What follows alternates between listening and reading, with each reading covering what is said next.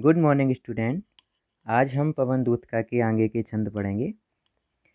कल हमने छंद में पढ़ा था कि राधा ने पवन को अपना दूती बनाकर श्री कृष्ण के पास भेजा है और वो बता रही हैं कि रास्ते में बहुत से ऐसे स्थान मिलेंगे जो तुझे अपनी ओर आकर्षित करेंगे, लेकिन तुझे उनसे आकर्षित होकर वहाँ पर नहीं रुकना है और आगे बढ़ते चले जाना है। तो इसी क्रम में वो आगे कहती हैं।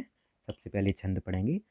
थोड़ा आगे सरस रव का धाम सत पुष्प वाला, अच्छे अच्छे बहुद्रुम लतावान सौंदर्यशाली, प्यारा वृंदा विपिन मन को मुग्धकारी मिलेगा, आना जाना इस विपिन से मोह माना ना होना।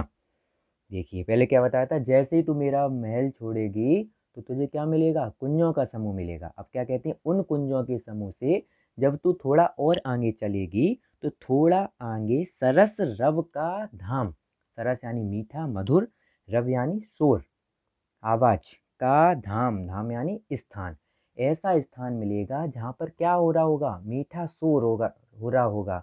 अर्थात चिड़ियों के चहचहाने की आवाज़ आ रही होगी, झरनों की कलकल ध्वनि सुनाई दे रही होगी, और सत पुष्प वाला, और वहाँ पर बहुत सारे पुष्प दिखाई देंगे, और अच्छे अच्छे बहुद्रुम, और बहुत ही अच्छे अच्छे द्रुम, द्रुम यानी वृक्ष होंगे, जो किससे सौंदर्यशाली, किससे भरे होंगे, लतावान, लताओं से भरे होंगे, जिनके ऊपर लताएं चढ़ रही होंगी। तो ऐसा क्या, प्यारा वृंदा विपिन, वृंदा विपिन, विपिन अर्थात वन, क्या मिलेगा तुझे, वृंदावन मिलेगा। मन को मुग्धकारी मिलेगा, जो तुम्हारे मन को क्या कर लेगा, मुग्धकारी, मोहित कर लेगा। मन को मोहित करने वाला क्या मिलेगा, वृंदावन मिलेगा, जो कैसा होगा, सरस रव का धाम, जिससे मधुर स्वर निकल रहा होगा, और जिसके वृक्षों पर, जो जिसके वृक्ष पुष्पों से लदे होंगे, और अच्छे अच्छे बहुद्रुम, वहाँ पर बहुत ही सुंदर सुंदर वृक्ष होंगे, जो किससे, पुष्पों से और लताओं से लदे हुए होंगे, भरे हुए होंगे। ऐसा प्यारा तुझे वृंदावन मिलेगा। लेकिन जो उन्होंने ऊपर समझाया था कि कुंज तुझे रोकने का प्रयास करेंगे, तुझे रुकना नहीं है।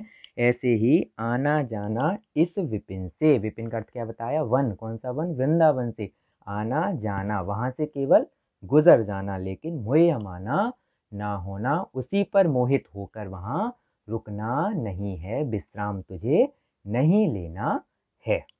ऐसा इस छंद में उन्होंने बताया। अब अपना अगला छंद आता है। इस छंद में अभी तक क्या बता रही थी कि तुझे कई स्थान ऐसे मिलेंगे जो तुझे रोकने का प्रयास करेंगे, तो वहां रुकना नहीं है, केवल उसको देखते हुए आगे बढ़ जाना। लेकिन अब इस छंद में क्या बता रही हैं कि जहां तेरी वास्तविक जरूरत है तो वहां से भी मत निकल जाना, वहां तुझे रुकना है, और कोई दुखी दिखे तो उसका दुख तुझे दूर करना है। तो देखिए आज छंद पढ़ते हैं। जाते जाते अगर पथ में क्लांत कोई दिखावे, तो जाके सन्निकट उसकी क्लांतियों को मिटाना, धीरे धीरे परस करके गात उत्ताप खोना, सदगंधों से श्रमित जन को हर्षितों सा बनाना।